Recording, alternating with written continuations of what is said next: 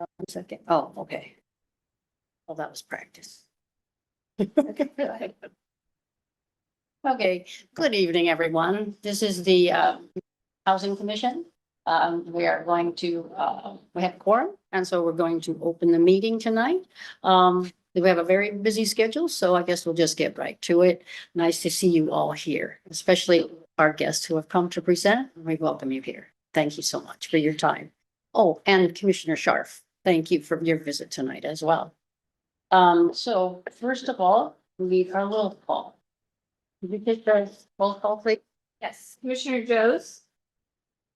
Commissioner Sripathi. Commissioner Jindy. Yes. Vice Chair Ryan. Here. Chair Cunningham. Here. For the record, Commissioner Sripathi is absent. Okay, that completes the roll call, and so we will go on to approval of the meeting. The minutes of the December 8th, 2025 Housing Commission minutes. Are there any comments about the minutes? No, I did have a comment. Sure. That in the first sentence or two, it talks about market rate housing and it should be below market rate. We'll fix that. Thank you. Okay. Yeah. And but that's all. Otherwise, Yeah. everything was good. So shall we take a vote to accept the minutes?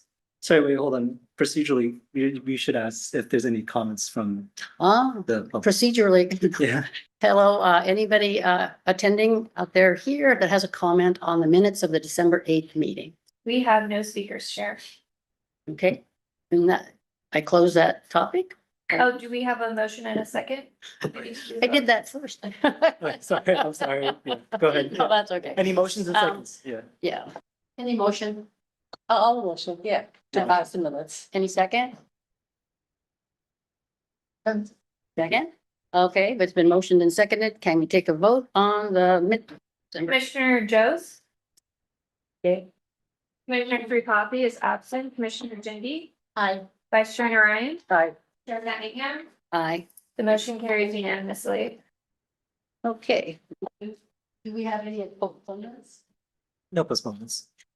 Okay, do we have any oral communications? None. Okay.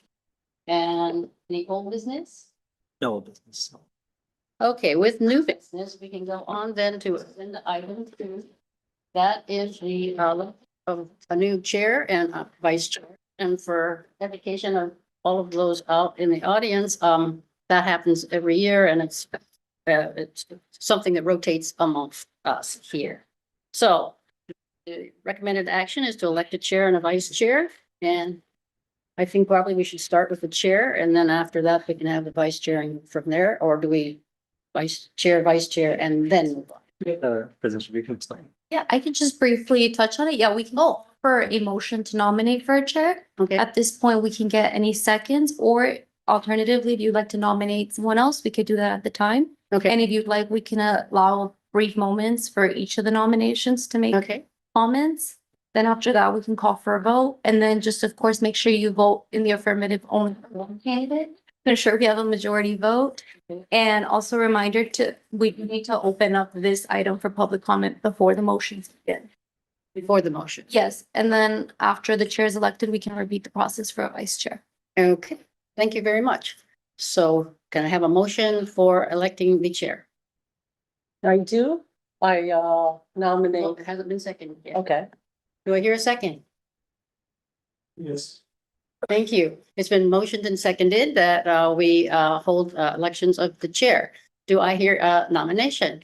I would like to nominate Chair Cunningham to continue in the role. I respectfully decline. Thank you very much. Okay. I would nominate the current vice chair, who is Usha Narayan. I Do you need a second? Yeah, we do. I second Who seconds that nomination? Oh, wait, Are can there there- any other nominations for chair? I would nominate Lita Jindy. Do I hear a second? No, For chair or for? Nomination. For- chair. for chair. Chair. No. Say again? No, abstain. Abstain. Did you say you were seconding? No. He said that he's abstaining. Oh, he's okay. Yeah. So we're not hearing a second, then we will move on and we will hold the election for the chair. We're gonna get And like we need to have a little talk. you know. yeah, we'll give like a brief like minute to Yeah. give a little spiel about Yeah. why you want to. Yeah, excuse me. Now we will open it to Commissioner Ryan to make a little presentation.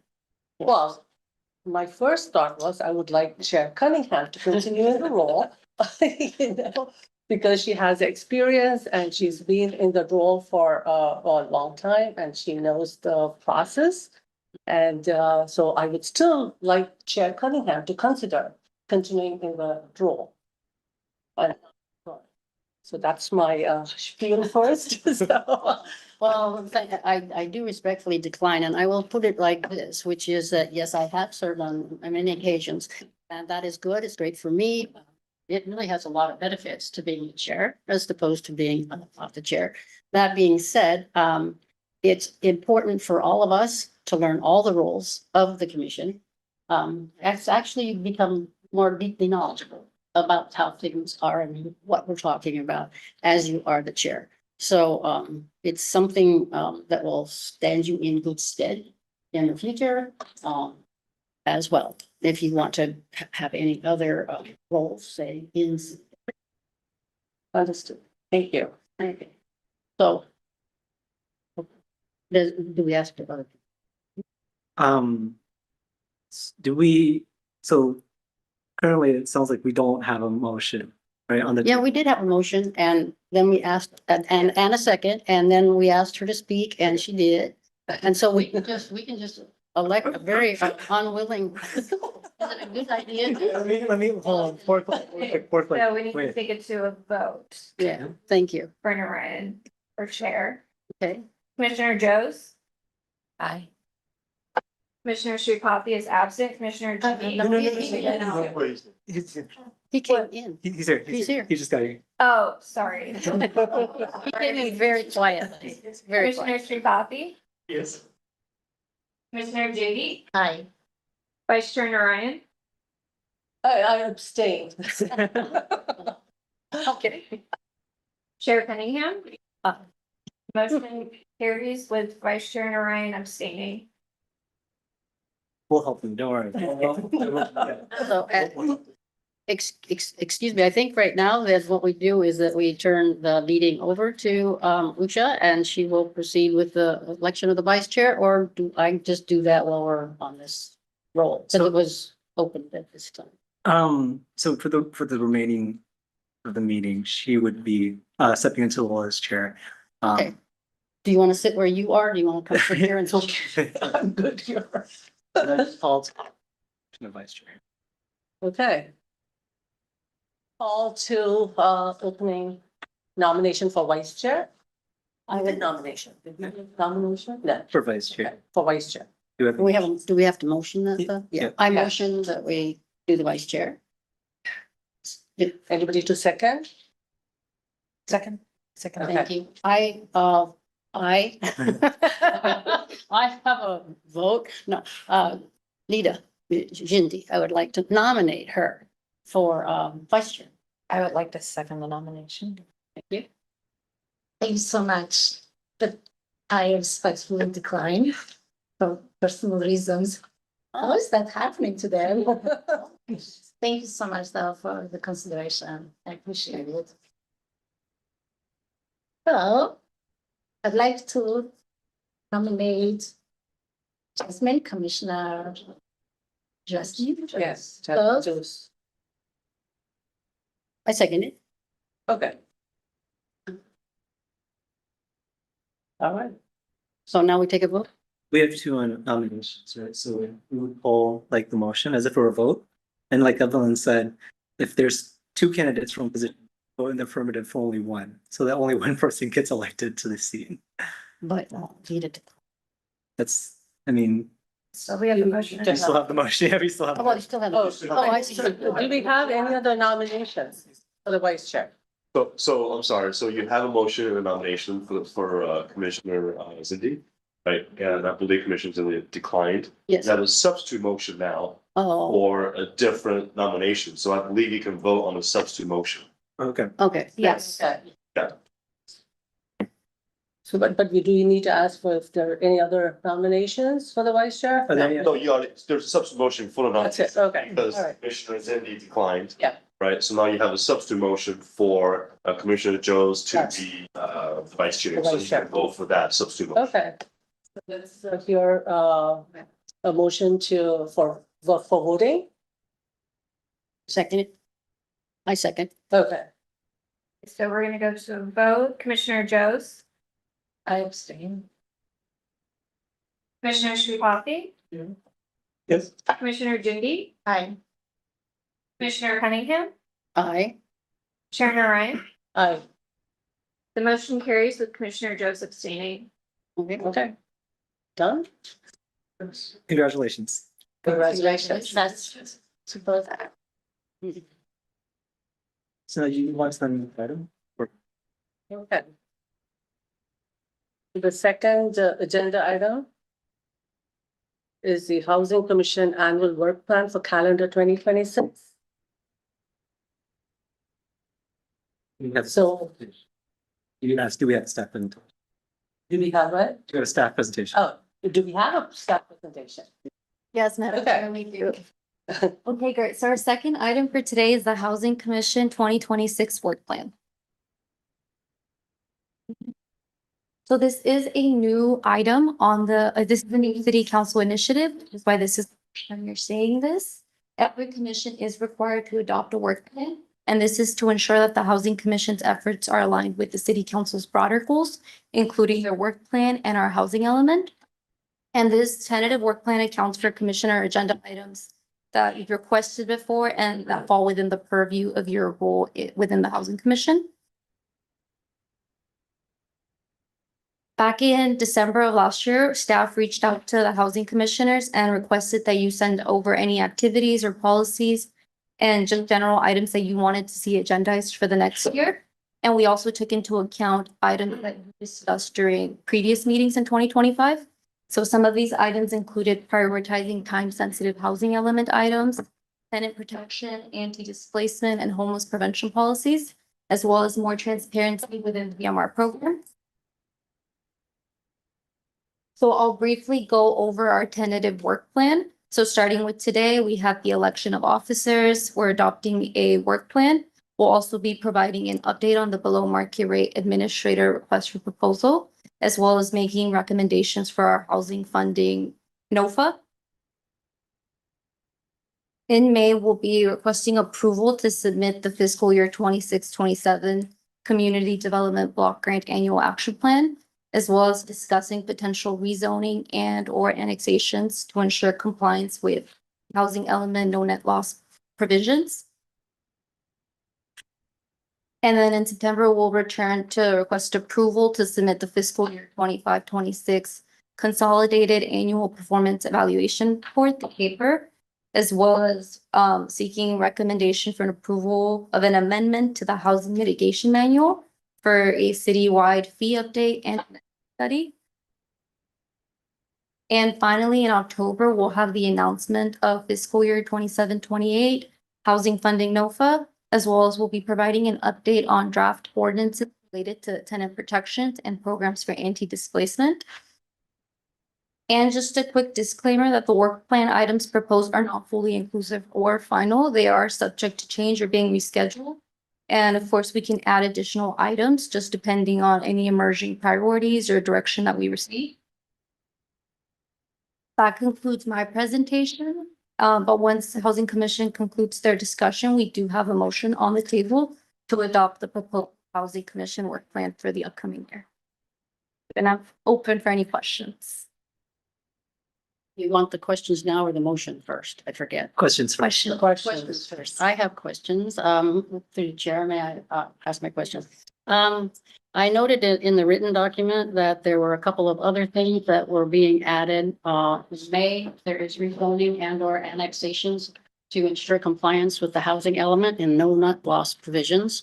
And also in the written report, there was an amendment to the housing mitigation manual for citywide update and nexus study.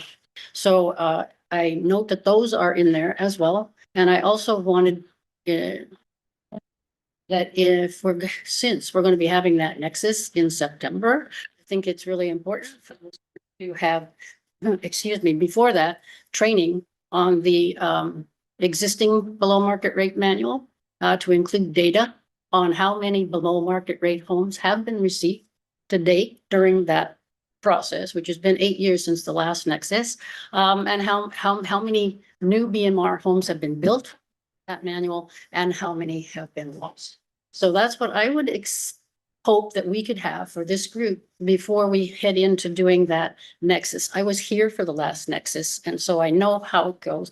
And it's really important that we all be knowledgeable about where we are in that regard. I would also suggest that, and then, oh, in July, that would probably be a special meeting, but then I would suggest another special meeting in July to consider the change to the Housing Commission charter, but I would go over that another time. Thank you. Thank you, Chair. Any other questions, comments on the work plan? How is this from the plan for 2025? And what's improved upon from prior years? I can defer to Nikki on that. That's, All of 2020. so we incorporated a lot of new items that were not there before. And that has to do a lot with the emerging kind of housing element deadlines that we're coming up upon, right? We're committed to like upwards of 60 different policies and programs, each of them with a date that we should have some sort of action study or implementation by. And so this year, there are two things that are housing element related, right? The first is, now that we're somewhere in the middle of the cycle, Mhm. making sure that we have enough sites to meet our arena.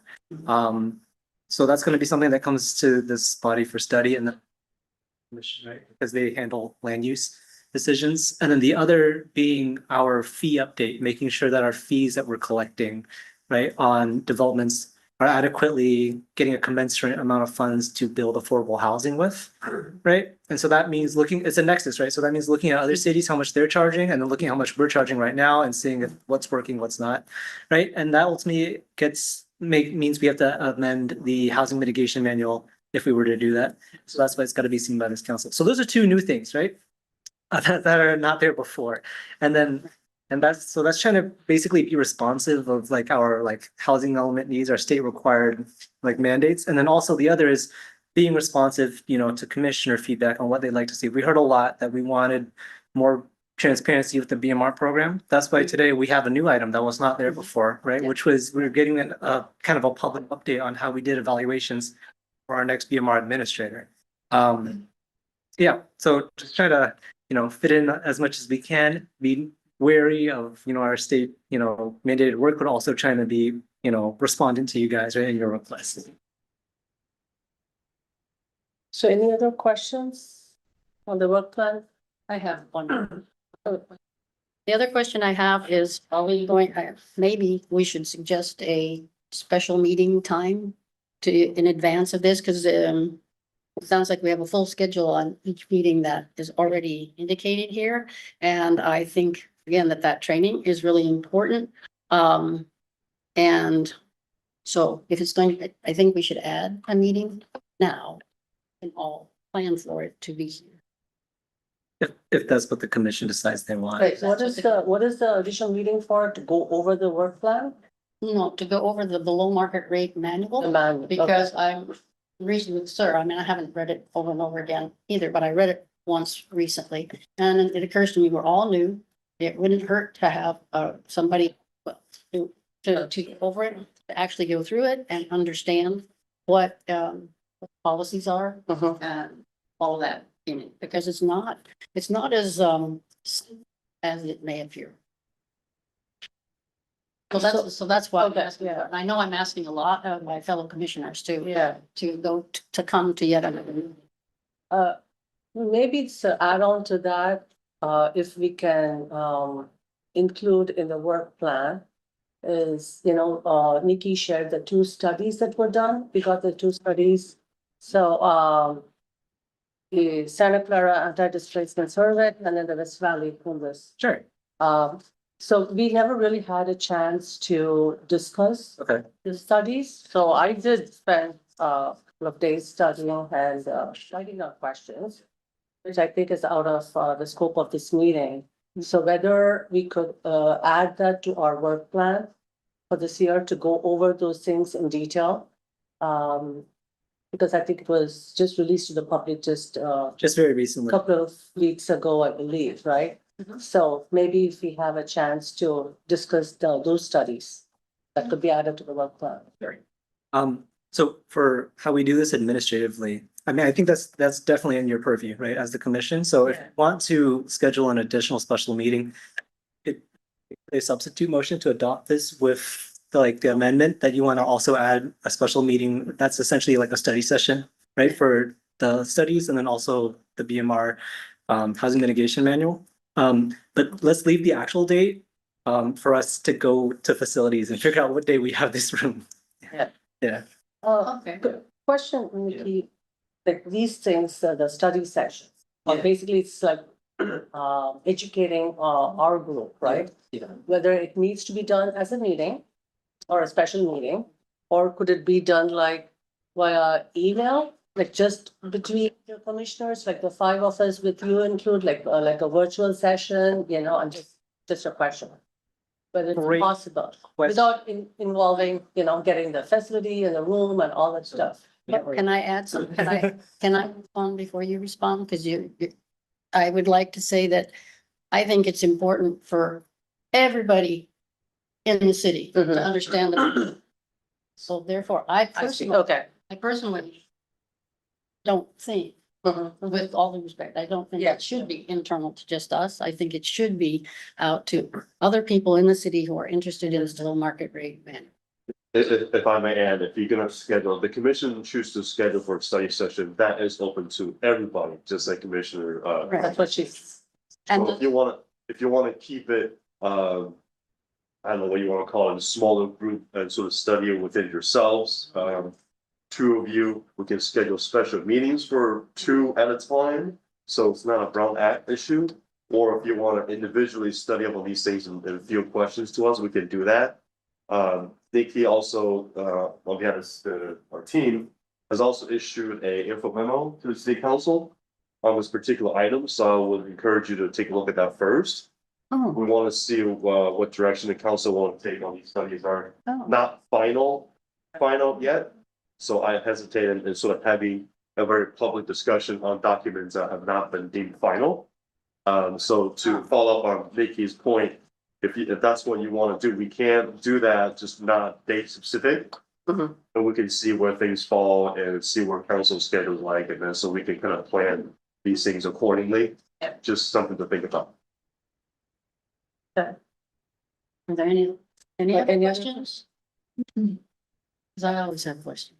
Because, the studies then, Mhm. you're saying that goes to city council for them to do something about. No, what I'm Before, saying is- it's not something that we're going to be, Uh, weighing in on, I guess is the point. I'm not saying it's going to city council, I'm saying is that we've done information memo Oh, city oh, oh, council.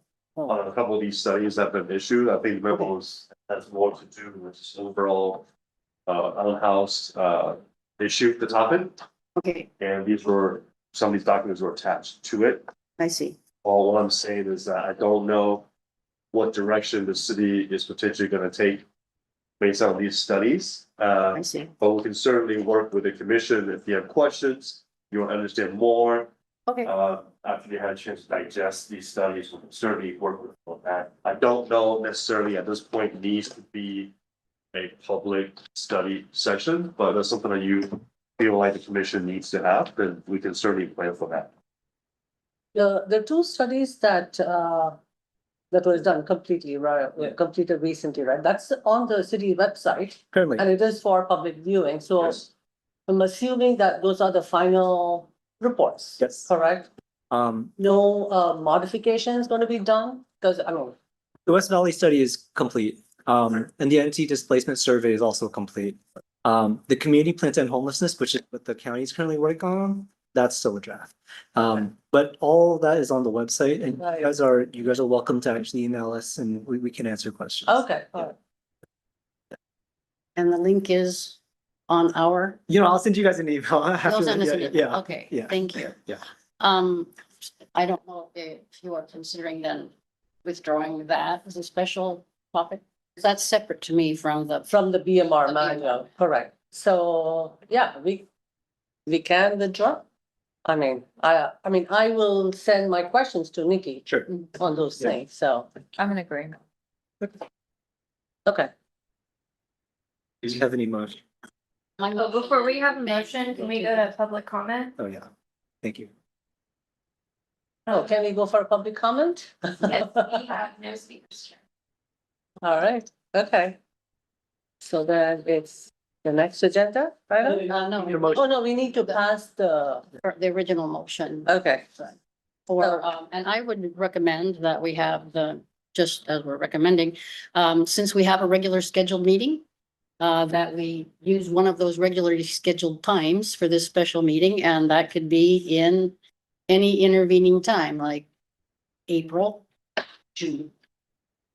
July. We'll see which one fits. Okay. Yeah, we'll I see mean, which one fits. but there's 3 right now Yeah. open Yeah. for that possibility, as long as it's before this nexus. Hmm. Okay. Okay, then I'm finished with my question. Okay, so no more questions. So would we pass a motion to, You would motion to adopt the proposed housing commission plan for 2026 with an amendment. Okay. You want to add a special meeting date sometime in the summer to study the housing mitigation manual. I so move. got it, I so move what was just said. yeah, And is there a second? I can second that. Yeah. Oh, what? Before you take, I just want to remind. Oh, ask forward, Yeah. sorry, You're always welcome to email us with questions. You don't have to wait for a meeting like that. Yes. Anytime you have a question, whether it's online or documents or anything, email us. You don't have to wait for a meeting. Yeah. Thank you, I mean, I'm very hesitant to send by emails because really scared of this Brown Act, so I send only to Nikki. So Yeah, That's perfect. That's perfect. it's like, That's perfect. Thank you. okay, so, a motion to call for vote Okay. to pass the work plan. Commissioner Sripathi, Sorry. Commissioner Dingy, I, Commissioner Cunningham, Aye. Vice Chair Joes. Chair Ryan, Aye. motion carries unanimously. Okay, so we move on to the next agenda item. So our third item tonight is the below market rate housing program administrator evaluation update. This is a new item, right? That is responded to requests for more transparency in our process with the BMR program. And this year is unique, right? So let me give a little bit of background that the city currently has a program that requires housing developers to provide a percentage of their units to be affordable within their market rate developments, right? This is the inclusionary housing program, meaning a market rate developer coming in with their proposal for say 100 units, right? 15% of those they would need to keep restricted, right, to low and very low people. Now, these units are all jointly administered by a single entity, right? This is to ensure compliance, number one, and number two, to centralize the program into a single wait list instead of having people apply, right, to all the 50 different developers for their unit. Rise Housing has been the city's BMR administrator since 2017. In their contract, their multi-year contract expires this June in 2026. So this year we had an RFP process for the selection of the city's next BMR administrator. Let's talk about the process for that. So November 3rd, we opened it up for responses. It was posted to the website. Postings were done in the newspaper and all that. Then 1 month later, December 3rd, we closed it, right? At that time, we received 3 proposals from 3 qualified consultants. Throughout December, staff evaluations, there was a panel of staff kind of scoring these applications. We narrowed it down to a top 2. Then in January, we invited those top 2 to come to us with interviews so we could discuss further based on the criteria, right, in the RFP. We narrowed it down further to basically a front runner, a top one. So now in the process, we're here in March 2026. We wanted to bring this item to the Housing Commission to describe everything that kind of went into our decision making. And then afterwards, it will take in, any of the comments you guys make today, to further do kind of like final sort of negotiations with them. And then we'll be taking an agreement to City Council May 2026 to authorize execution of an agreement. So the three applicants we had were Rise Housing, Housing Inc., and Heart of San Mateo County. The evaluation criteria in our RFP, there were 4 categories. The first, firm and project team qualifications. Second, work plan approach. Third, California/Bay Area integration. And fourth, pricing / cost. We're going to get into what each of those mean. Don't worry. So first, firm and project team qualifications. This is for the applicant to demonstrate their relevant experience to running Cupertino's BMR program, right? And so in this category, Rise scored the highest. They are a current BMR administrator, so that only makes sense. Second, Housing Inc., placed in the middle. They have Santa Clara County experience. They are the current BMR administrators for the city of Campbell. But not, right? Then third, Heart of San Mateo County. They have a lot of Bay Area experience administering for a lot of different cities just in San Mateo County, right? So their programs, they're a little bit different than ours. And there would be some adjustments, right? That being said, when it comes to just team qualifications, all of them are very, very highly qualified to run a BMR program. All right, next, work plan approach. Demonstrate the knowledge of the BMR portfolio, that is the city's BMR portfolio, and then work necessary to administer the program, as well as any process improvements that they would like to suggest, right? So at the application stage, both Housing Inc. and Rise scored very, very highly in this category, right? They understood the size of the portfolio and the changes that we expect to see in the next coming years, right? That means that comes from any new projects being completed that adds to the portfolio, that comes from units expiring, right? Where we lose in the portfolio. Art gave a very strong assumptions, but for a single year, right? And it's important for us right now, and I'm gonna explain why we need like assumptions of like next year's, right? Because during the interview stage, it became very apparent that Rise was actually we flipped and we put Rise on top above Housing Inc. because they were very aware of kind of the workload that is to be expected with the expiring units actually in our rental program. Because on paper, you would think that's a work reduction, right? You're losing units. But in reality, there's a lot of case management and a lot of support has to go towards basically like helping these tenants negotiate their final leases, navigating basically their exit from the BMR program, and working with the developers, right, who are going through all these different noticing timelines. There's a lot. The workload does not go down, and they really demonstrated that during their interview. So during the application stage, Housing Inc. scored highest, Rise middle, Heart third. But on the other, after the interview, Rise rose to the top, Housing Inc. in the middle, and then Heart third. All right, the third category was California/Bay Area integration. This was where applicants could demonstrate their knowledge of state law that would affect BMR administration, and as well as any regional best practices to implement into the program, right? In this category, Heart actually scored the highest. They suggested a number of process improvements that were really interesting. One was using the Bay Area doorways portal for centralized listing of like basically the cities and all other cities that use it, as well as remove BMR resale costs as a cost of the program to charge it as a fee for the sellers in the BMR program. So that would remove some admin costs from the city. Housing Inc. scored second highest. They also suggested using the Buffalo Doorways countywide BMR portal. And then Rise, they demonstrated that they have a lot of participation in state conferences and regional organizations, not as much, borrowing from, regional best practices. So they scored third in this category. All right, the final category was pricing / cost. This was an objective score, very, very simple. This was based on who provided the most cost-efficient proposal, right?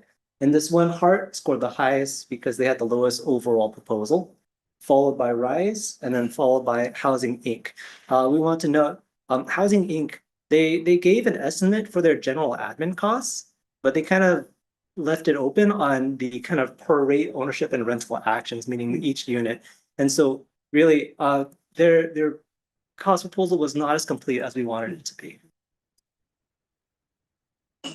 So analysis, all three applicants were very highly qualified and competent, right? And they would be worthy of consideration, not just in this procurement, but in future. Because right now, how RISE showed the strongest understanding and preparation of work expectations, considering rental unit expirations, right? And just the workload that would be needed to accommodate that. Housing Inc. and Hart, they proposed several innovative process improvements, and they showed deep commitments to providing affordable housing. So we thank them for taking the time to participate in this and also applying. But currently, RISE is our current front runner in this process with Housing Inc. as runner-up, and then Hart should also be considered for any future procurements for BMR administrator. So we can't get into super nitty-gritty of like exact scoring and exact pricing things right now because number one, it's final negotiations have not been done. But just for this commission's knowledge, right? RISE proposal right now is for another 3-year contract, and it will be at approximately $160,000 per year. That's actually a significant cost savings as for what we are currently paying right now. And final negotiations are to commence soon. So for next steps, we commence those final negotiations after this meeting, city council meeting in May to authorize city manager to execute a contract, and then execution of that next contract, we hope to have in June, set up right as their last one expires. Oh, right. So do we have any, I'm gonna open up the commission now for any clarifying questions on this item.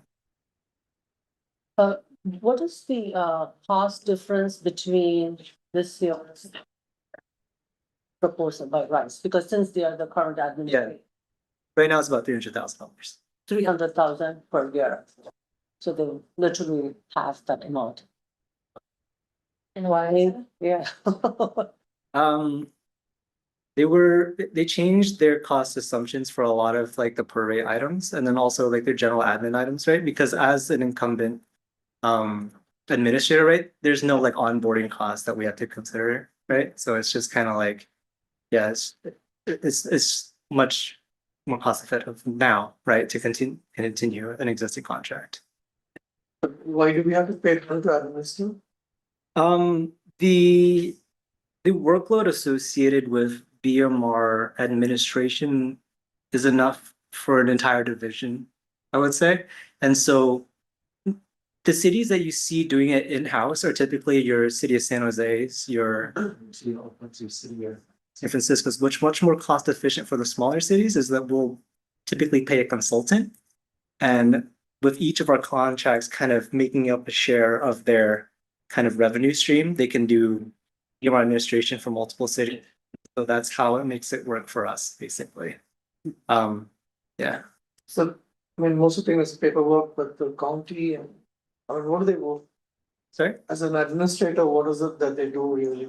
I think So- I'm gonna ask this question before. Yeah, I'm sorry. They take in applicants for the wait lists, they run the lottery, and then throughout the year, as different units come available, they will kind of reach in through the wait list and kind of match them with like the property managers of all these different rental units. And then when it's in the case of ownership, they actually coordinate the resale of that program through the BMR program to another qualified buyer. Yeah, and then so that also has to do with like all like the kind of background sort of support work when they're like talking to each of the different property managers, negotiating things like when there's issues with the, you know, like the tenancy and things like that, getting a new tenant in. In a nutshell, that's what they do. Yeah, I was wanting to just ask, you did mention that the workload is gonna grow because of our new priority list where people that are displaced then are on a high priority. And so that has to be managed as well. And how many of those units are expected to have displaced people from? Within this 3-year timeline, Mhm. about 95, actually exactly 95. I don't know why I said about. Right, and at issue, something that will need to be worked on when just sort of speaking to the whole, is that there may not be that many homes available. that are below market rate. So there's a little bit more trying to get displaced people proper homes.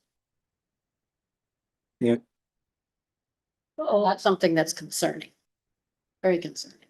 So anyway, I was just kind of talking about what that workload is going to be like for our BMR administrator going forward.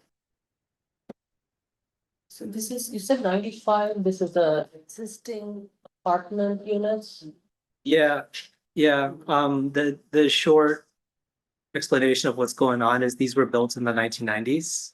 And back then, the terms of the BMR mitigation sort of housing program manual was that they would be restricted for a term of 30 years. Now it's 99, but 30 years back then. And so 30 years from the 90s is now. Right. So they're being released from the program. In that one study, they had talked about 114 units across 7. Yes. So this is the same. It's the same. It's the same. Yeah, like the we're talking remaining, about?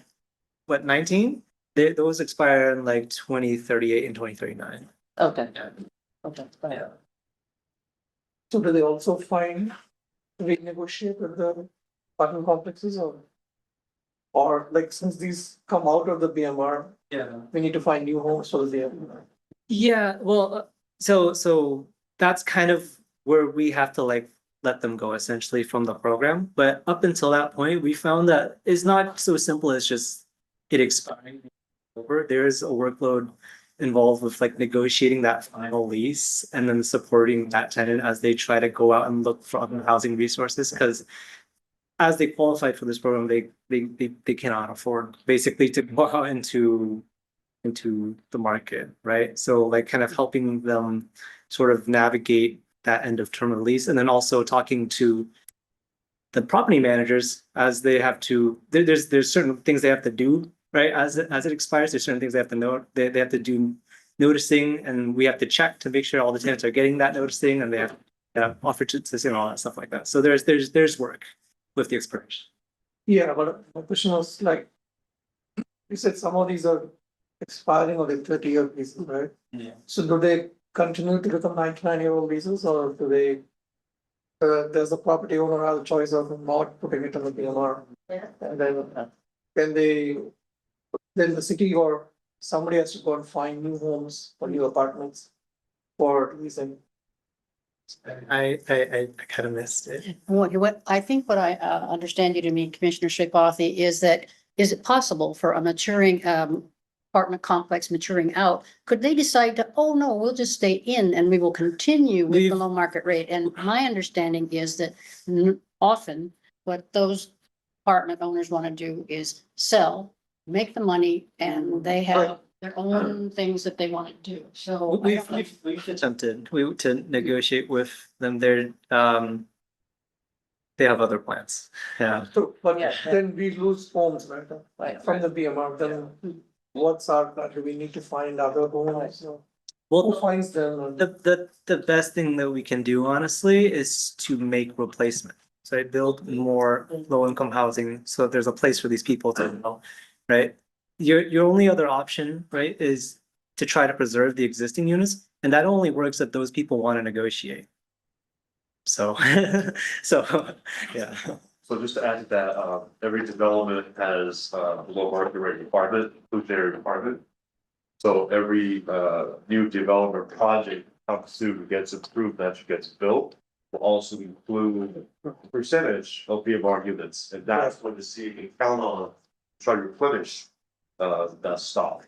Beyond that, it's really up to we try our best to kind of negotiate and talk to property owners, but it's very rare that property owner want to say, yeah, let's keep these units BMR. Almost all of them, in my experience, want to kind of turn it into market, sell it or rent at a market rate.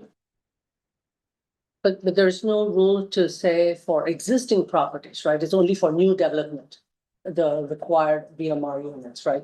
So For existing, there's no rule to say, oh, you need to meet the current percentage of BMR units.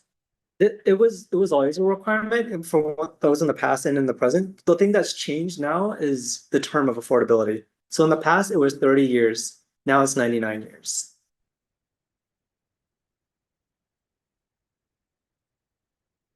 I have one question on the administrators, the three.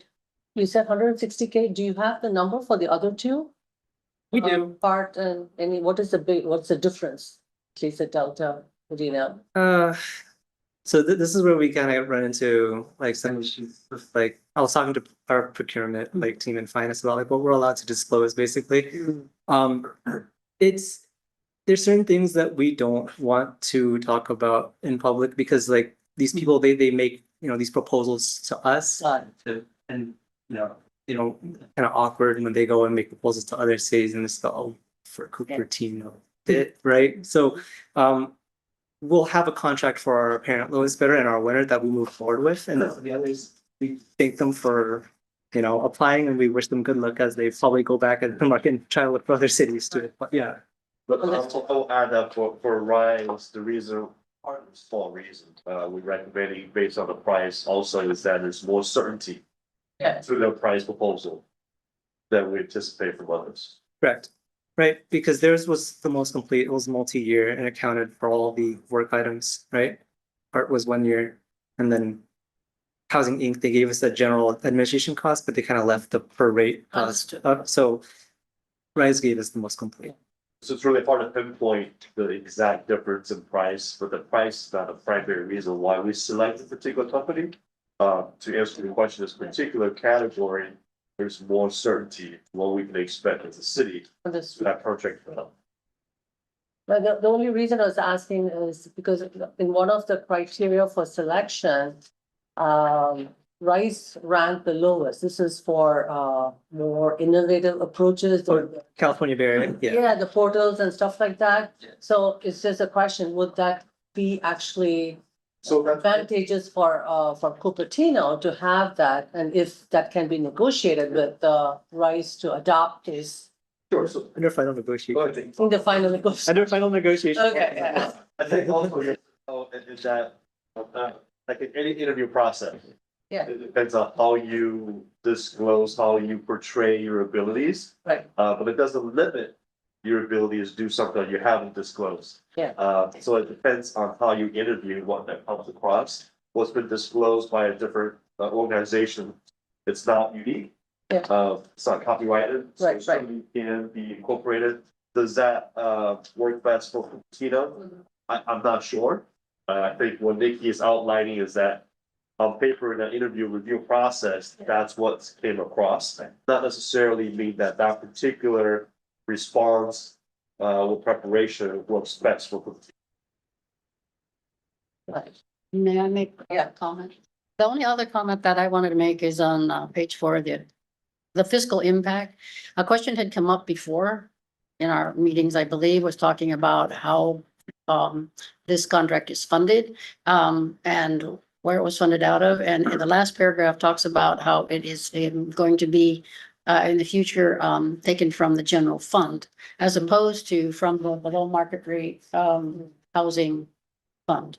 And that there's even a ledger code that says that where it comes out of the general fund instead of the ledger code for the BMR affordable housing. So Is that better? That's better? It's just, Depends on. it's just based on our city council's The city direction, council right? wants it to be that way. Yeah. I mean, that's why. Yeah. I forgot to say that part. Yeah. It says in accordance with Yeah. what the city council Yeah. would prefer. They would rather take it out of the general fund than, and I took that as good that they would like to use the BMR affordable home Or just for what it's for, right? To build homes and provide services for people who are, so anyway, I took that as kind of good news, but there you go. There you go. That was, that's what I wanted to mention, so. Okay, and what's the cost savings going to be contributed to as in, what will we do with about that $450,000, right?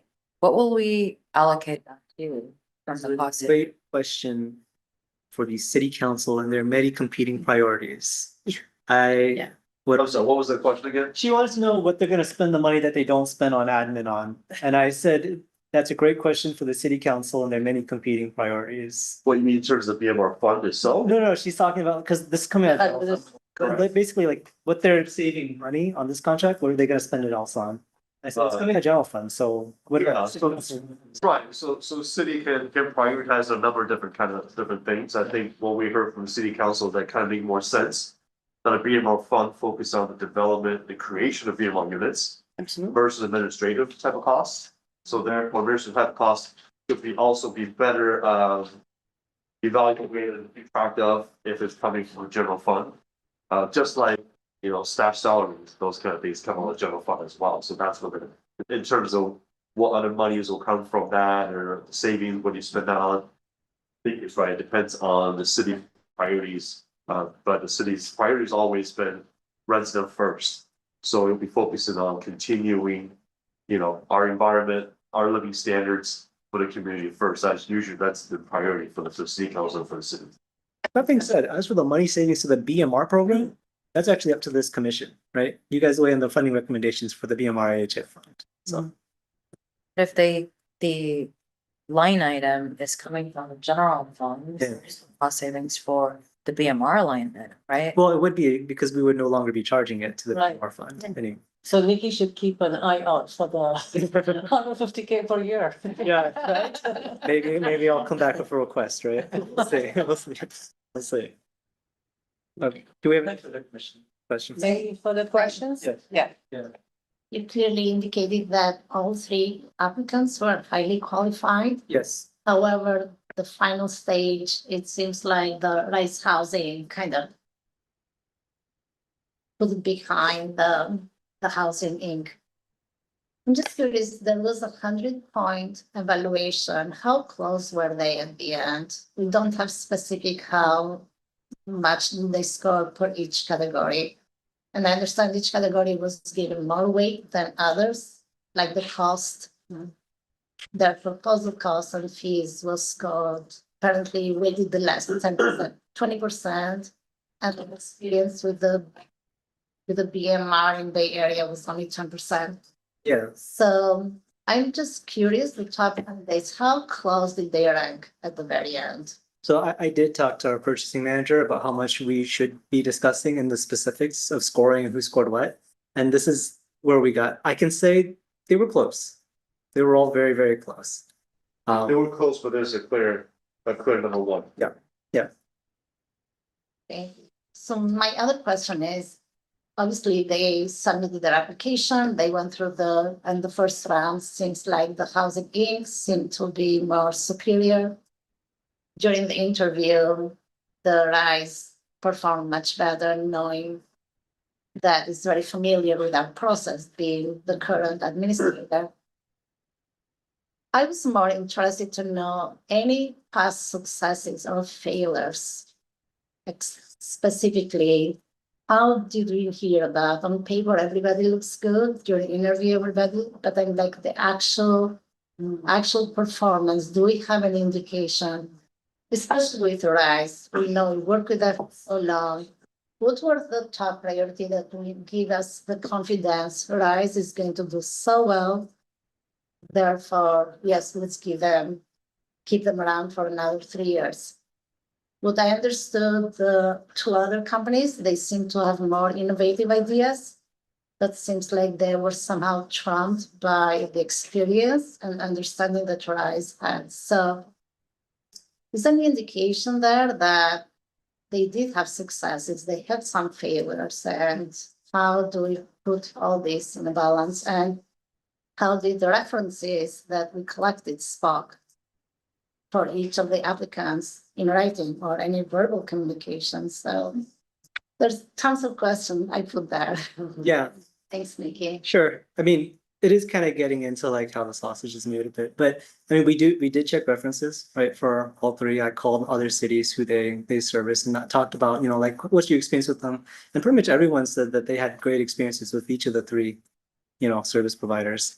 The way the weights of like, and the scoring was done was basically really kind of tailored to what is the most pressing and emerging needs of the BMR program that we're seeing. And very clearly is the 95 expiring rental units, right? That is the biggest issue being faced. And so that is why maybe like new process improvements, it got maybe like a 10-point weight, whereas like understanding the portfolio and understanding the work needed for the portfolio got a much higher weight, right? Because if we didn't have that issue, then I think I would agree that like, yes, having process improvements should count for a lot more, right? We just have to work within the context that we are in right now. It's not this. And like, yeah, I think that it depends on the jurisdiction when we start talking about the topic, right? Just what's been disclosed in the interview process for one company versus another. Doesn't necessarily mean that works best for that jurisdiction at that very moment. I think they can just outline what Cupertino is facing for the next few years. And so what we're looking at during the interview process is which company, which firm best address and help the city through those years that we're looking at, and also be within that contract years as well. Yeah, the contract years. Does any of those applicants have any actual experience with displacement in their previous work? Do they have that experience? And how have they handled that?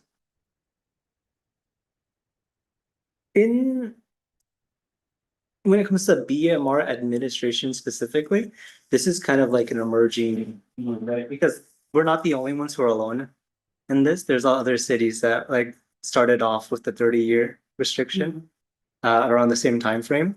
And so I know that like there are other cities that are also kind of looking down this issue and trying to grapple with how to address it. And so we're all kind of like trying to figure out how to address this. I'm sure they're working displacement in some form, right? Because displacement happens everywhere, and like there's rising, there's evictions, there's redevelopments.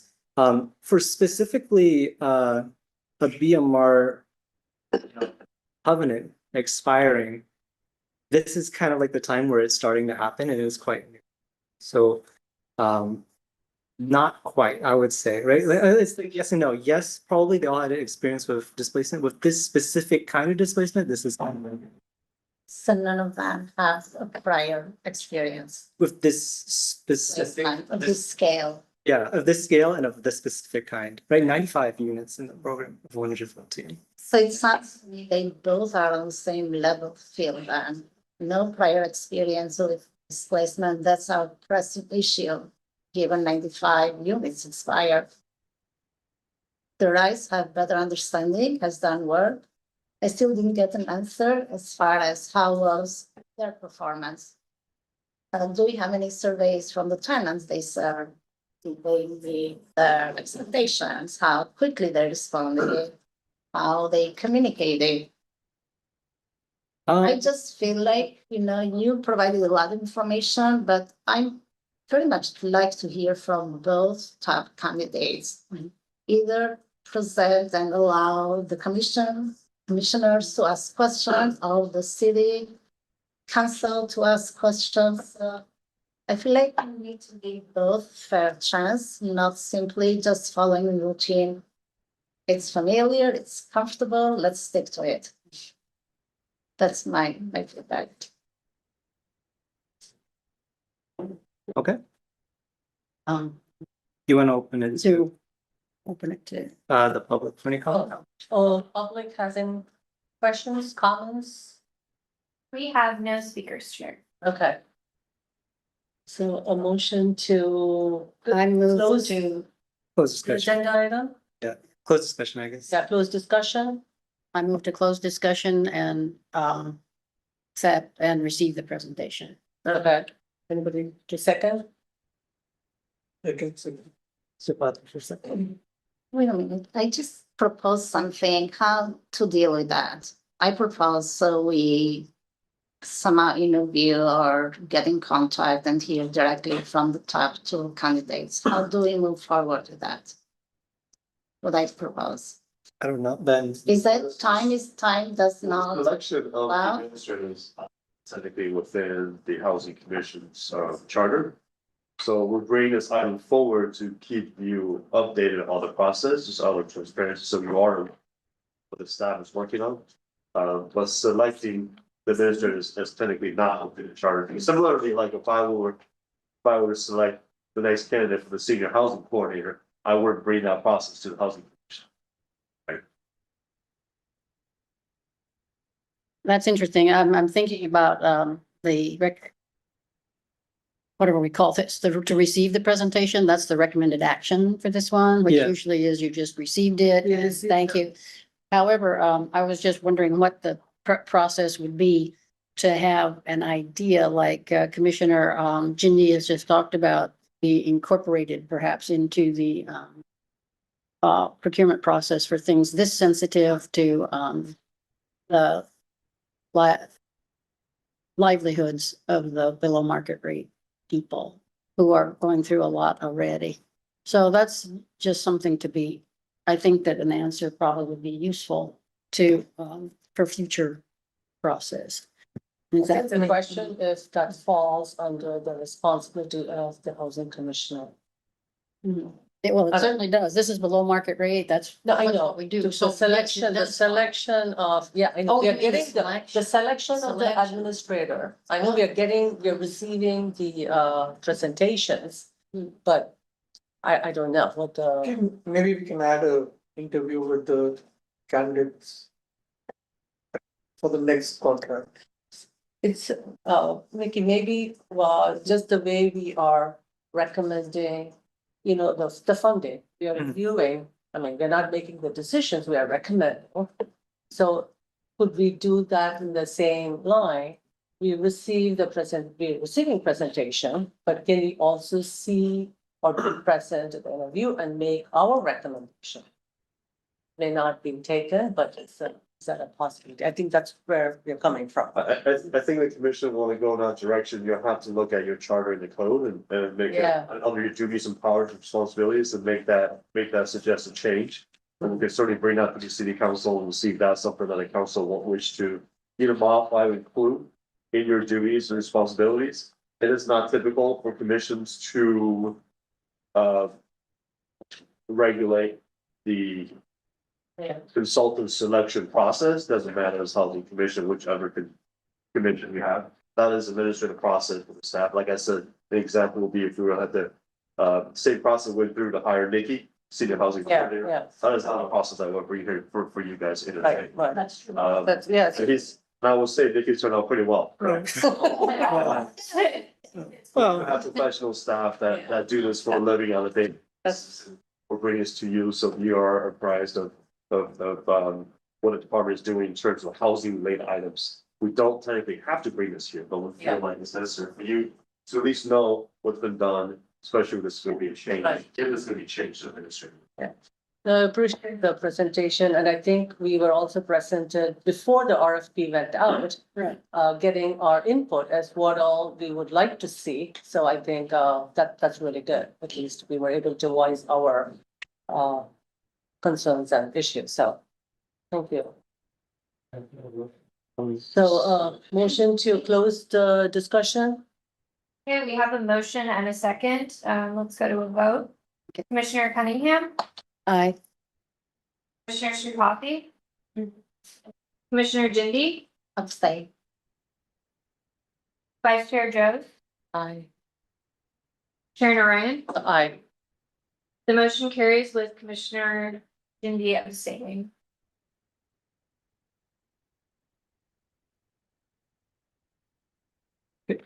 We move on to the last item. The last agenda item, number 5, is for the fiscal year 26-27 Community Development Block Grant Program and BMR Affordable Housing Fund allocations. Yes, thank you, Madam Chair. So for our final item tonight, we have the funding recommendations in response to our 26-27 NOFA. This is for the below market rate affordable housing fund and as well as the community development block grant, specifically for capital housing projects. This means capital infrastructure, public facilities, and of course, affordable housing. So right now on screen, we have the two amounts listed on the NOFA as what we had available in the balance at the time of the NOFA, which was November. Just as a reminder for everyone here, public services are awarded on a 2-year cycle. So last year in 2025, when we met, those funding recommendations are still in effect and they will be for the next upcoming year. So if you are a public service who receives CDBG, HSG, POHA, the county funding, any of those, you're good, right? You do not need to apply again. Right now, it's just for the capital housing projects. And then one more thing to take note, with our upcoming BMR administrative agreement, we had direction from City Council April 15, 2025 to budget our next BMR admin contract from the general fund rather than the BMR fund. And to use the BMR fund for affordable housing. So one less cost to think about as we budget. Right? So what does that mean for our reserve, right? Our balance at the time of November was 1,100,000. In addition to that, we have to consider, we're doing this for transparency, so you guys understand our budgeting process. There's the final year, right, of our administration of the BMR portfolio, which is 3,000. And after that, no more. And then our current and next year of fair housing services, this goes to Project Sentinel. They investigate cases of housing discrimination, basically. And so for the current and next year of that, 100,000 of that. So to budget for these encumbered services, we highly recommend that the fund keep a reserve of $400,000, meaning we have $700,000 basically to award out. So let's get into our staff recommendations. We took into account your commission evaluations at the time that they were due. And then we also weighed into kind of what was available and the pressing needs that are outlined in our comp plan, as well as in our housing element, direction from city staff, things like that. So first, we did receive an application from Project Center for fair housing activities for another year. Technically, they were not required to do this, but we want to show that in response to their application, we are recommending that they be awarded another contract of $50,000 for fair housing enforcement to investigate cases of housing discrimination. All right, next, the CDBG Capital Housing Awards. We had 2 applicants this year within this category. The first being Rebuilding Together Silicon Valley for low-income rehabilitation, right, and homeowners. They were previously awarded $107,000, $107,500, sorry. And so we are recommending that they get awarded the same amount again per their request. And then additionally, they received a second application from West Valley Community Services for rehabilitation at the Vista Village Apartments for the rehabilitation of 3 units in their bathrooms and their kitchens. They requested $160,000 for this request. And as you can see, we had $288,042 in this category, so just enough. We are recommending fully awarding both of these contracts for their requested awards. All right, the last category we have is for the BMR Affordable Housing Fund. We had 1 application this year from Eden Housing for the Wolf Road project. They were here last year. Let me go ahead and read out their proposal for this commission.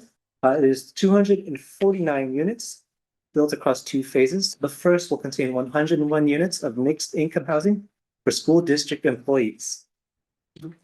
Will contain also approximately 34 low-income units and 67 moderate income units. The second phase will contain 148 units with 60 very low-income units, 86 low-income units, 2 manager units. So 249 in total. Last year, when they came to the Housing Commission, we recommended that they be awarded $1,083,200. We have about 700,000 to award out this year. We are recommending that we fund them $666,880 to make it a total of $1.75 million in total. This would be pretty much the plurality, of what we have remaining in the VMR fund. And so we choose to support this project. So recommendation contingency, just for this commission to know, this is not preempt, right, them getting planning entitlement, right? These projects are recommended for commitment of funds, which will become awards contingent upon planning entitlement. And second, this is not the end if they need to come back again, right? If there are additional funds in the future that are received during this application process or sometime in the future, we may award additional funds at a future housing commission. So at this point, we have some people in attendance who applied to the NOFA. We like to open it up for them to give just a short 3-minute presentation describing, their service, the need that they fill to the Housing Commission.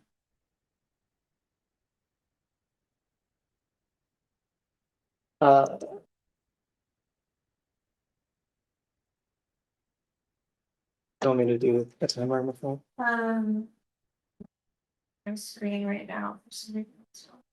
First of all, raise hands. How many people do we have who want to do a presentation? 4? Okay, yeah, 4. Yeah, we can do 3 minutes each. That's fine. You want me down there? I don't know how it works. I'll have to defer. Yeah, She's asking if she comes down You here. can start at the end or something. you can just stand and talk. Oh, you don't need the blue card if that's what you, No. because you're on the agenda item. Oh, you want to discuss? We can all turn around. Turn around. Okay. Let's start over here. We've got the timer on screen. Yeah. You've got 3 minutes. Yeah. Right. Good afternoon or good evening. I'm Deanne Everton with Rebuilding Together Silicon Valley. And I just want to thank you all for your support for funding our critical home repair and safety modifications, really for the last 20 years. Our community is most vulnerable who are in need of home repair. You all have collectively served about 175 households over that time. And those clients are at 80% of median income or below, but most are around 30%, or right now that's about $40,000 a year. Those are people who are choosing between medicine and food and overdue home repairs and safety modifications. We know that the condition of our home has a direct impact on the health of the residents. Health is so greatly impacted by the condition of a home that every dollar spent on urgent home repairs can save $19 in Medicare and Medicaid costs. So not only do the repairs we make at no cost to the recipient make those tough daily choices a little easier, but they also generate a social value for the homeowners, their families, the caregivers, the healthcare system, and taxpayers more generally to far surpass the cost of the repair. It's also proven that home preservation is the best and most affordable housing option for many low-income households, costing about 26 times more to build a new affordable housing unit than to repair an existing. Rebuilding Together has committed the last 35 years to preserving and protecting our current housing stock. Our work of stabilizing homes supports generational wealth while reducing the risk of displacement. In fact, 11% of our clients would likely face homelessness without our services. Our work strengthens neighborhoods, fosters connection, and preserves the cultural and economic diversity of our region, all for a relatively low investment, while at the same time saving our community costs that far surpass the cost of the repairs. Your support of Rebuilding Together directly addresses Cupertino's consolidated plan's #1 priority of preserving affordable housing through owner-occupied rehabilitation. We, along with our neighbors and we, are grateful for your continued support.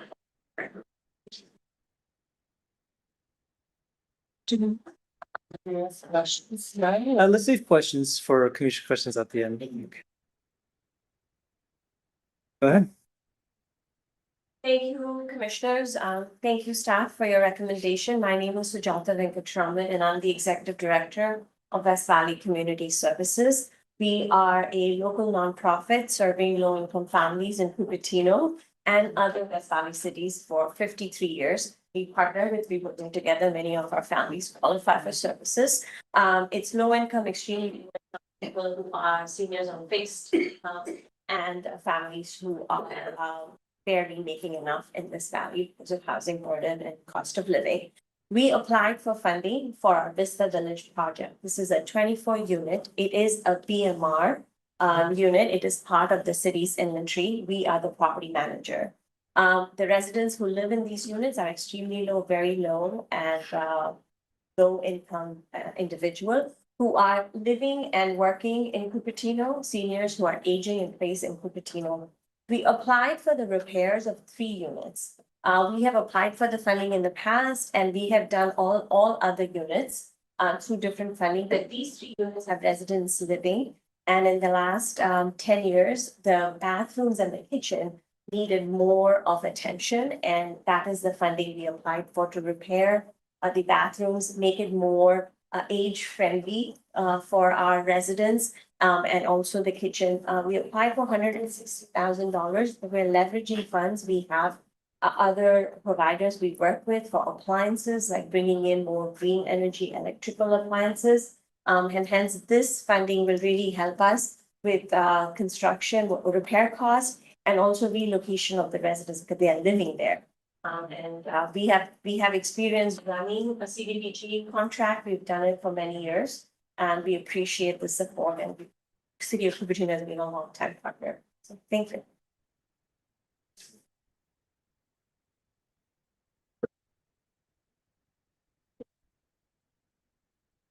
Hi, good evening. I'm Carol Collin. I'm the Executive Director of Project Sentinel.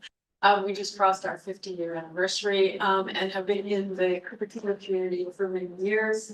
Thank you again for the continuing support and staff recommendation of $1,000. We also leverage our funds through federal and state funding as well, taking us closer to about 60,000 in services. Project Sentinel, by way of reminder around the nature of their housing work, which has in fact been getting some pushback and so on from the federal government under new guidelines through HUD. But we're persevering under other means to continue to do the complete work of fair housing. And that includes investigating housing complaints, just as Nikki had said, administering audits and surveys to probe for discriminatory practices that may be happening in the application process for units. We conduct community outreach and education, and then we seek redress for victims of discrimination. The community outreach is both to inform the public about fair housing itself, to inform residents about the very protections in place for them, and then also to educate property providers about fair housing to ensure compliance so that they don't get into the route of an enforcement action. These services very much help to stabilize housing, stabilize communities, and will assist in meeting the goals of the housing element as well as further housing. And just to round it out, on average, we process or investigate about 350 cases a year. About 30 to 40% of those investigations come to be resolved and the tenancy is preserved. Sometimes about 10 to 15% of the time, those cases go through enforcement. And that's when usually we haven't been able to get the property provider to acknowledge that they're out of compliance and resolve non-compliance. So these projects, fair housing really is one of the very many elemental pieces to solving for the housing crisis and affordable housing overall.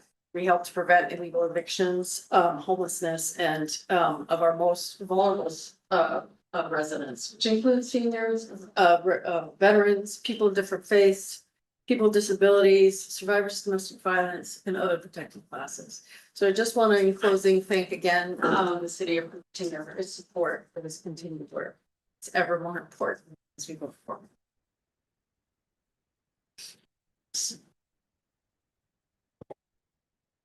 I'm gonna take 30 seconds. Good evening, commissioners and staff members of the city of Cupertino. My name is Dixie Baus. I'm the Senior Director of Real Estate Development for Eden Housing. And I'm here representing the Wolf Road project. It's a 6-unit, 100% affordable housing, family development in Cupertino. This is phase 2 of a larger mixed-use development that's sponsored by the County of Santa Clara. Phase 1, which will house teachers and staff from nearby school districts, will be funded separately from this project. We've made a lot of progress on the project since the city made its initial award last year. If you remember the negotiations we had at this table. I'm hoping that our compadres out there are having some success out there. We submitted our formal planning application and have gone through 3 rounds of planning review. We had the city council study session just last week. Where the community and the council was very supportive, and we're targeting planning commission hearing in late April or early May to secure entitlements. We encourage all of you to attend remotely or in person, and all community members as well.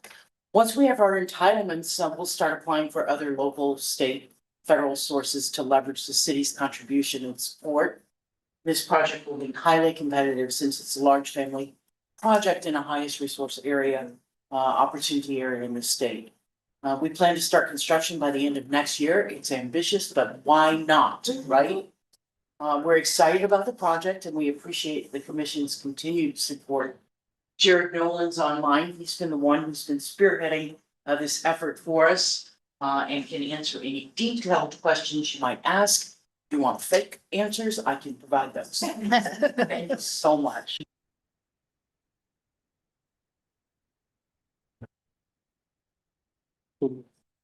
Open the floor for questions. Yes, so with that, we're gonna close the kind of community presentations portion of this meeting and we're gonna move to clarifying questions from the commission.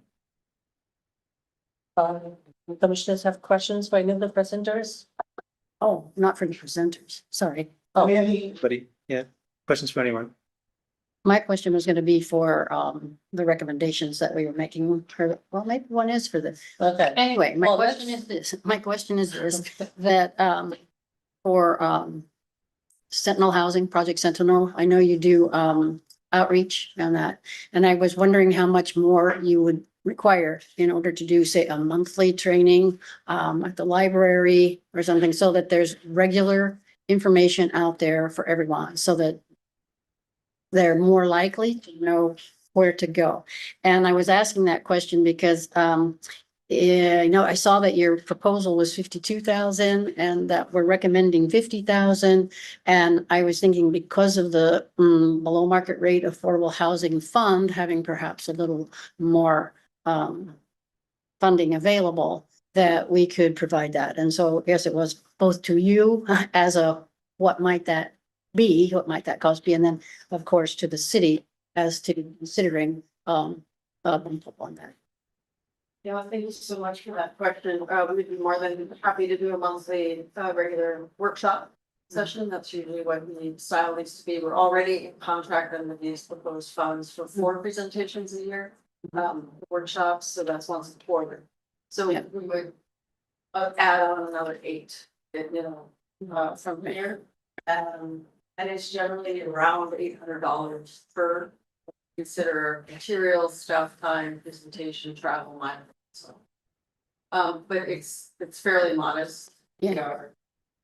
A well-oiled machine in that way and piece together in coordination with our. Any other institutions. Thank you. Thank you. I have a couple of questions for Project Sentinel. Yes. Do you collaborate with apartment landlords and so forth? How do you identify that there are people within a complex needing your service? Yeah, so a few different ways that we handle the outreach. One is brochure drops in different ways. Often, and we're neutral in the sense that a landlord or a tenant will call us and receive counseling on their rights and responsibilities.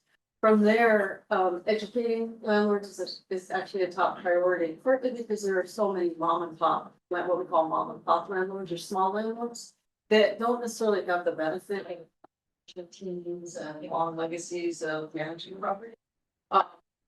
So we get the word out in a various numbers of ways for landlords. We've done everything from mailers who use a property radar, which is a platform that allows us to scope, where the different how many rentals there are in a given area and ways to property management team or the landlord. We've also done workshops specifically oriented to landlords. So commenting about their information, their housing and your protection. Those seem to be fairly effective. What we also find is that landlords and property management teams can also have counsel, legal counsel, so they may not turn to partnership. Okay. As long. Our ratio is about 2/3 tenants. In terms of who calls. Yeah. Thank you. I have questions for Eden Housing.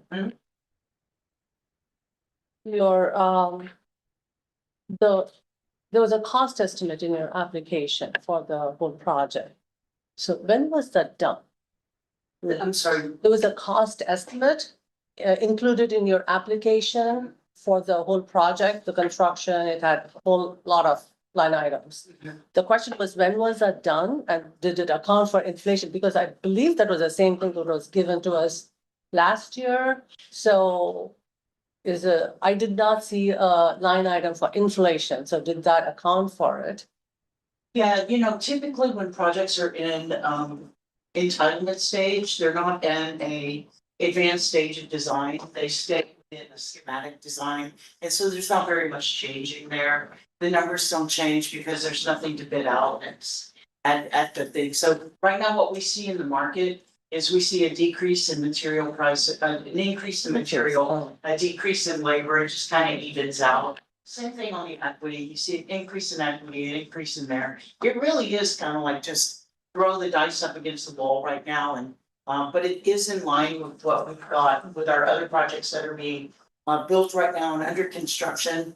And in line with that. So, Okay. yeah. I have a couple of questions. Let me finish with the presenters. For Silicon Valley. The 7 households, you said, right? So this is in Cupertino. And is it different 7 households every year? How are they chosen and why is there a cap at 7 households? Well, it's just an estimate of how many you think we could do with that funding. Sometimes we have 6, sometimes it's 8 or 9. It just depends, because it depends also on the tech that they need. But they apply to us and we qualify them on a first come first served basis. And so- I'm sure that, again, you're tracking like which household you're doing repair in 1 year and so it's all different households every year. Yes. Okay. Again, like the cost was coming to like $15,000 per house. So Yes. what kind of repairs? We do anything from roof replacements, all the way down to putting in a grab bar or, handrails, so everything in between. So it depends on what that needs. We go in and we do an assessment based on a 25 healthy housing priority list that we look at to make sure the home is safe, dry, pest free, maintenance, that kind of thing. And so we use that to evaluate the home, and identify the repairs and then we try to be as judicial as we can about how much we spend for. But these are all owned homes, right? Ownership. Single family homes. Townhomes. Yes. This is all single family homes in Cupertino. Okay. Questions? I have a question. I was finishing the presenters, the last one, and then we will move, yeah. For West Valley, the building was built in 2002. Yeah. And you're asking for $50,000 per unit repair? That's pretty high for a recently built building. Yeah, so it is because you go through CDBG, you have to contract through CDBG contractor, which comes under what's Davis Baker. The price increases, so we can't just hire a general contractor to do the work. Okay. CDBG has specific requirements to go through CDBG approved contractor. And these units people have been living in it, so as you know, the usage of that lands up, that's why the kitchen and the bathroom are situated. So it's more of a renovation than Yeah. repair. It's not really repair, it's a new building. Yeah. Okay. So for clarity, when you're doing like a fully bidded out construction project with federal funds, Yeah. there's a procurement process that number 1 requires you to use prevailing wage, which increases the cost. Yeah. There's a formal bidding that you have to do with advertising. Out to the unions and like you do section 3 for workers and so it's a lot more expensive than if you were to use, cash money. Yeah. Yeah. Yeah. I mean, the agencies have done it, because they did a lot of work. Right, so the 50,000 per unit is not just the construction work, it's also for, you said those people will be displaced, so you have to provide, There's so money. that money is used for that too. Okay, all right. Okay, I'm done with my questions. I'll give others a chance to ask questions. I was wondering, do you have the workers who volunteer their time to make those repairs, or you just hire regular professionals who do that for a living? We do both. So we, depends on the repair, but as a typical homeowner might have a roofing contractor come in and do the roof work. Then we would have a group of volunteers come in and do a little more volunteer friendly type work, like painting the home or doing yard cleaning, minus repairs. But we similar to like Habitat for Humanity, do you collaborate with them or? Do collaborate with them, not maybe the way that you think, but they have access to funds, for home repair. And, they pass those funds through to us to do the work. But, those funds right now are specific to mobile homes. And so there are no person continues of them.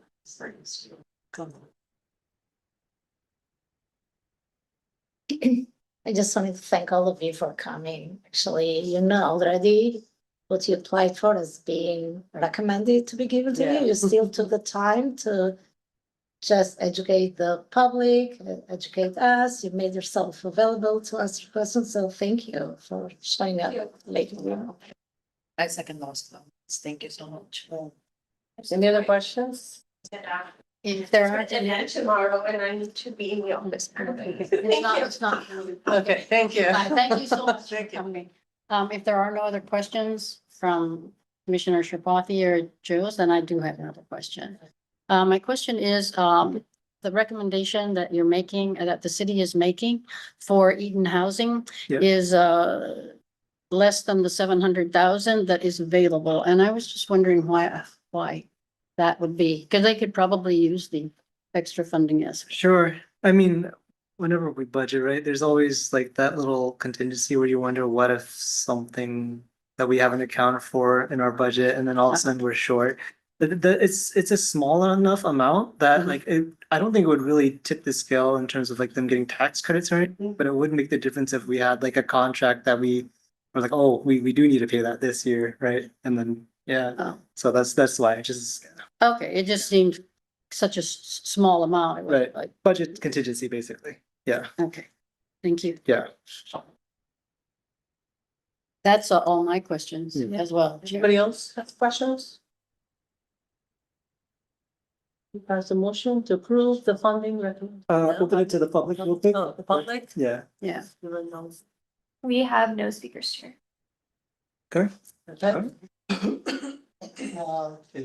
Motion to approve the funding recommendations as recommended by the staff for CDBG and BMR funding allocation. Just, I would like to make a friendly amendment, Sure. which is that we add funding of $1,600 to the amount that was requested by,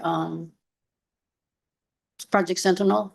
But I also was thinking about that extra, the 2,000 is already not provided. Like to speak to that, please? I just realized that we have made a proposal under the 52, which included the 4 and all the other different deliverables. And so if we're gonna add on, we should probably start from not 50, but. Well, that's what I was thinking too, that you would, that you plus the 1,600. So that's what my friendly amendment would be, that we add that funding. 54 is what you're asking for, basically. I don't know. What is that much? 2,000 something? Could you give me the number and I'll add it? Because That's what I'm tracking. 52 plus 16, Is it- about 54. We applied for 52,574. 574 plus, 57. No, 52. 52,574 plus 1,600 would be 53. No, this way, Connie. 54,174. Yeah. That's my friendly amendment to add the Okay. 54,000 for Project Sentinel. We have a second. Okay, we have a motion and a second. Commissioner Cunningham, Aye. Commissioner Sripathi, Commissioner Jindy, Aye. Vice Chair Joes. Chair Ryan. Aye. The motion carries with Commissioner Sripathi abstaining. All right, can you send me that number later, just so I make sure I get it right? Oh, sure. The 54 once. One. Actually, I'll look for it. You're in. All right, yep, so just so we all know, next steps is we take this to city council, right? Mhm. As always, they have, right? And then we'll be back in May for all these numbers to be in the action plan for your guys' submittal to approve the HUD. Let's move down the agenda. Staff and next agenda item is staff and commission reports. We have one staff report. Ellen, you want to go ahead? No.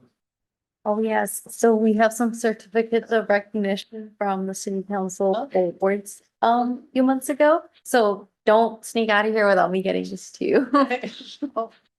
These were meant to be presented at the Crest Awards, but if you guys remember, Yeah, they we were didn't get like, they were like just the folder. And Yeah. Oh, it's fun. That's fun. That's fun. Yeah. Yes, so I have these for you guys. Thanks. Next agenda, future agenda setting.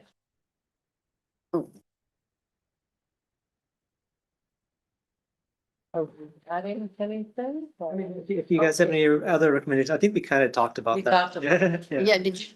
I think the thing that we talked about was the work plan. We want to discuss it. Yeah. There's a BMR manual. Yeah. Study session. Yep, and I'll be emailing you as shared to how we schedule that. Okay. Yeah. So are we adding these as future agenda items or? We kind of covered that in the work plan where they're like added to our work plan, and so. Well, yeah, I mean, we could rewrite it again if you want. Okay, so included as a future Sure. agenda setting? Yeah. So what was the first item? So it's a study session on the housing mitigation manual. Just like how it works, because we are gonna be talking about basically the fees that are up for update on this. Okay, and that was proposed by Chair Noreen, right? That was, No, that was, that was Cunningham. I don't know if I chair, but Cunningham, be Okay, fine. and then second for the future item, if somebody's. We should have been. Somebody It seconded. should have been under the third item, the housing, the work plan. the work plan is the first. Yeah, but it's a future agenda item, right? So. Yeah, I second. okay, okay. I second. Yes. Okay, and then what was the second item? That's it. That's the other.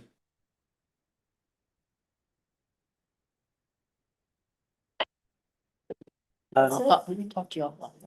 But anyway, yes, did you want to have a, notes from the meeting that chair and the leaders Report. and. Yeah. Okay, so, Mayor, Moore is, active on various, so it was quite interesting to listen to her as we went through.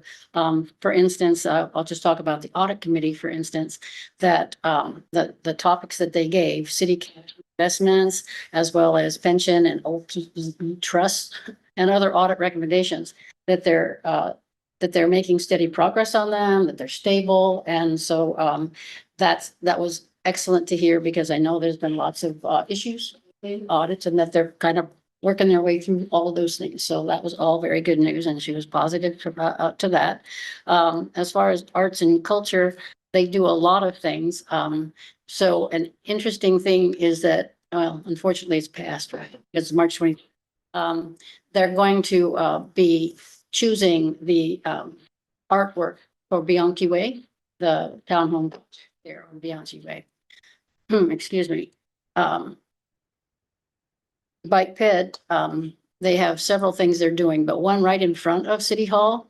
They are going to be doing some upgrade of that parking area where you can move in, come in, drop your books and stuff because it's kind of scary apparently for bicyclists. So they're going to be working on that plus some, but just so you're aware of that, for those of you who are bicyclists, and also Mayor Moore wants the SRTS, Safe Routes to School, Safe Routes to School to move under bike ped. I don't know how it's organized now, but that's what she wants to have happen. And so that's apparently what they're working towards, is moving those two together. Under the Economic Development Committee, they're thinking of different ways to increase taxes so that we have more funding. You know, you're probably all aware that our budget is in some difficulties these days. The Housing Commission, they showed quite a bit of interest, and she was talking about how the BMR award, BMR, Affordable Housing Fund, how it gets funded and all that. And I was glad to see how you put together a presentation on that, because she made a couple of comments about like where money came from, like say Mary Avenue, and I don't think anything comes from Mary Avenue because that's 100% affordable. That being said, it's really important that people understand where that money comes from and where it goes to, because apparently a lot of questions get asked, and so that was good. And she had brought that up at that meeting. And just for the record, she also gave that talk to her most recent coffee pledge, which she also held here, not coffee pledge, that makes it sound, but you know, when the coffee that the mayor has. She had that here in Quinlan Center and also made that presentation there. So it's important to have that information available, and I was glad to see that.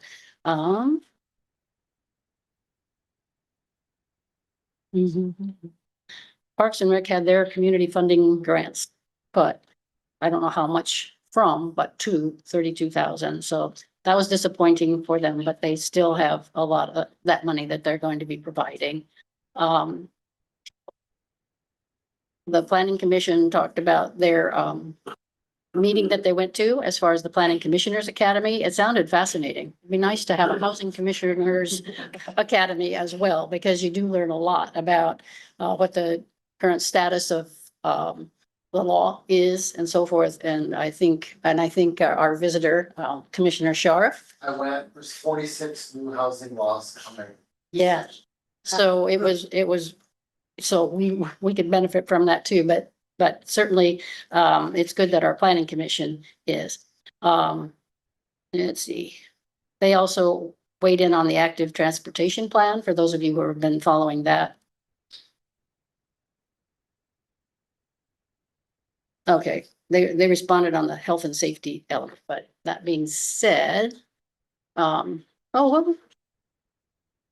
commission asked to incorporate more supply side recommendations from the evacuation study and heat safety information into the draft revision. So when you see it come back out, it might have those things if you were specifically concerned about that, that particular study. These, I didn't get particular notes, but Earth Day is coming up, and the Sustainability Commission will be tabling at Earth Day and the Cherry Blossom Festival. Teen Commission, it's always fun to hear from the Teen Commission. But in any case, they're doing very well. And go. Teen Commission. Permission, Pardon? permission. It's been around for a while. It's been around for a while. It's really, they've got like 7 or 9 members as opposed to we have 5. They're very active. They do a number of things. These just talked about receiving presentations, but they're actively doing things all during the year. You're going to enjoy those meetings. They're informative and interesting. So, like for instance, there's a teen speaker series, a teen splash bash, and pizza and politics. They really are learning a lot. It's wonderful to see our young people involved in it, because it's not too long where they'll be voting, and we would really want to have them voting at all levels, including city. It's hard to get people out voting for local. Technology. Yeah, I think we just have to have you send that to them, because I'm not quite sure what all of this meant. Anyway, that's technology from me. So anyway, I just wanted to share those things from mayor's meeting. Thank you. Okay. That's all. Do we have any further announcements? No? No? Doing then you can choose to adjourn then. So call the meeting adjourned At at 7:14. and 36 seconds.